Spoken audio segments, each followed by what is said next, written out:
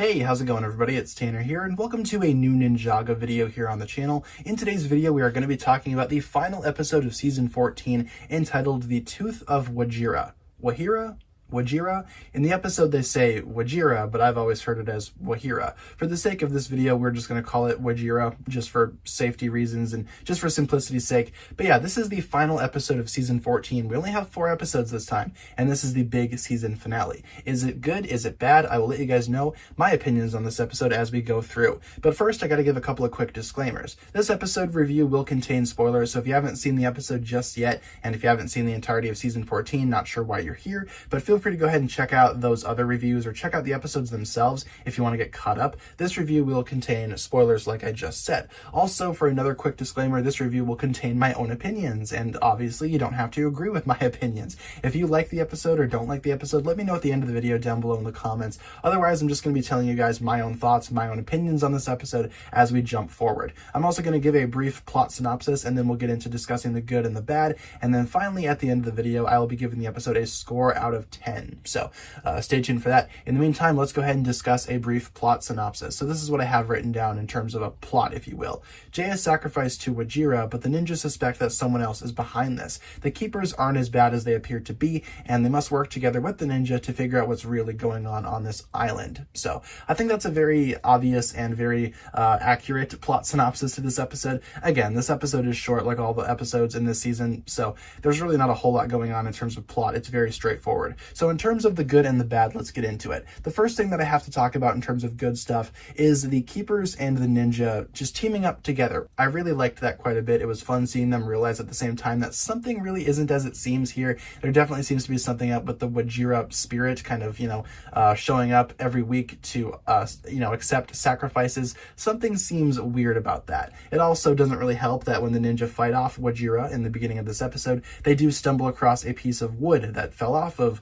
Wojira. Interesting. It's almost like Wojira is not Wojira. I keep wanting to say Wojira. Wojira? Let's call it Wojira for right now, as I said. I also really enjoyed the ninja's rescue mission. I thought that was a lot of fun. Trying to rescue Jay as he was being sacrificed. I loved seeing the creative uses of the ninja's elemental powers, such as Zane using his ice powers to create platforms for the ninja to jump on. I thought that was cool. I also enjoyed Lloyd making the last-ditch effort to try to save Jay. I thought that was really noble of him and definitely sticks with his character this season, because right now his character just seems to be, the rescuer archetype, which definitely is not a bad thing.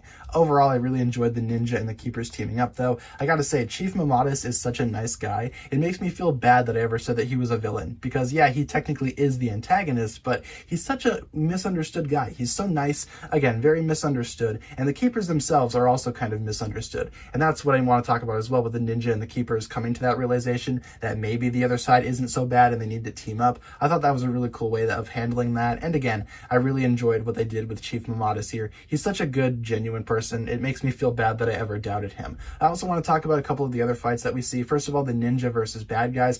Again, spoilers ahead, the ninja decide to fight off Ronin and his forces in this episode because, surprise, surprise, Ronin is the big bad this season, which we will talk about later. Don't you worry. But yeah, the ninja versus the bad guys is always fun. I love seeing a couple of friendship moments, specifically with Cole and Jay and Cole and Kai. Lots of really good parts this season between those couple of character team-ups, or whatever you want to call them. I really enjoyed those quite a bit, especially the Cole and Kai fist bump at the end of the episode. I thought that was super genuine and super cool. But yeah, the ninja fight the bad guys, same as usual. It's a lot of fun to watch. We also get a little bit more of the keeper's backstory with the first Spinjitzu master being involved, to which Wu was very intrigued as well. And I thought it was always kind of cool to learn about the keepers a little bit more and learn why they want to protect the amulet so badly. And it definitely shows that these guys, again, aren't so bad. They're definitely a lot better than what we had initially intended. In terms of, villainous roles, I guess. They're definitely not bad guys. They're antagonists, sure, or maybe opponents, but not bad guys. We also get a little bit of a teaser to season 15 at the end of the episode, which I thought was cool.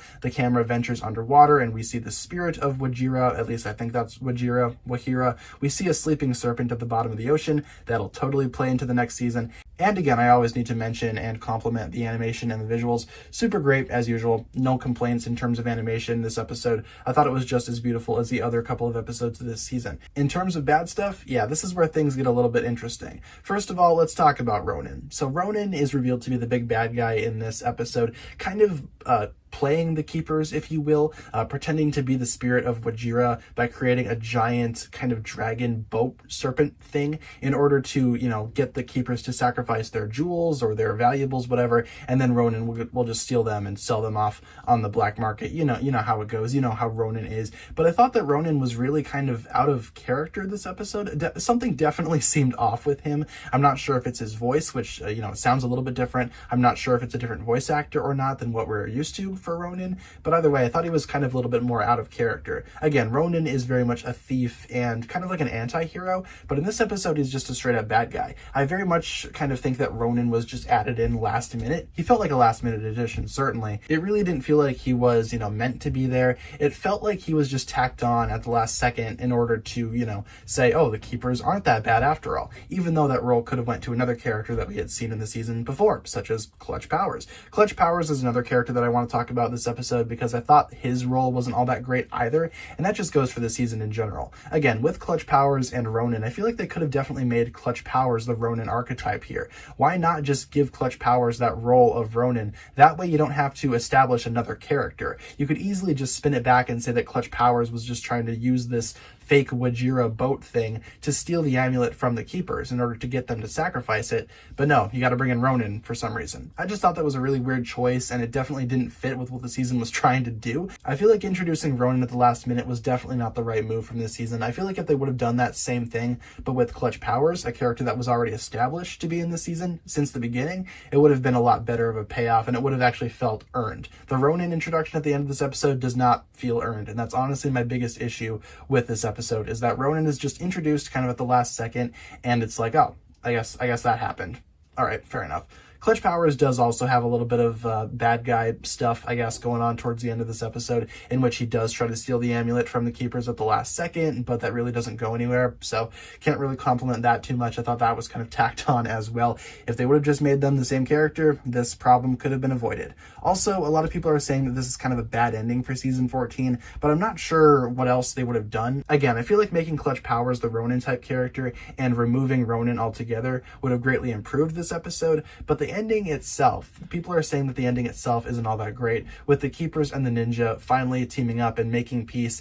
I don't know, I actually really enjoyed that, but I do know that some people don't like that, so some people probably won't like that going into this episode. Just letting you know ahead of time, this episode doesn't really end with the keepers being defeated. If anything, they kind of team up and make peace with the ninja. So my big problem with this episode, though, was the Ronin character. Did not care for him at all. I felt like they could have given his role to Clutch Powers and it would have made the episode 10 times better. Overall, though, there's definitely a lot more to enjoy about this episode than there is to be, I guess, upset about, angry about, disappointed in, whatever you want to do. But this episode is definitely not the best season 14 episode out there, and it's for sure not the best season finale ever, but it's passable. It's good enough, I'd say. I'm going to go ahead and give this episode a 6 out of 10 for everything I listed in this review. Not a bad score, but definitely not a super good one. Again, I think this is the worst episode of the season, even though there are only 4 episodes to choose from, but this episode is by far the weakest, and it's not the best way to end off this season. However, we do get a little teaser at the end for season 15, like I said, so hopefully season 15 will be a little better. I'm going to go ahead and wrap things up here. Thank you so much for tuning into this video. That has been my review of the Tooth of Wajira, the finale of season 14, if you will. Feel free to let me know down below in the comments what you think about this episode, and let me know what you thought of the video. All comments are welcome down below. Hopefully you guys enjoyed. If you did, feel free to like, comment, subscribe, do all that fun stuff, and check out the links down below in the description for my other forms of social media. As always, big shout out goes out to my Patreon supporters, including once again the marvelous Jan. Thank you guys so much for watching this video. Once again, my name is TannerFishies, and with that I bid you farewell.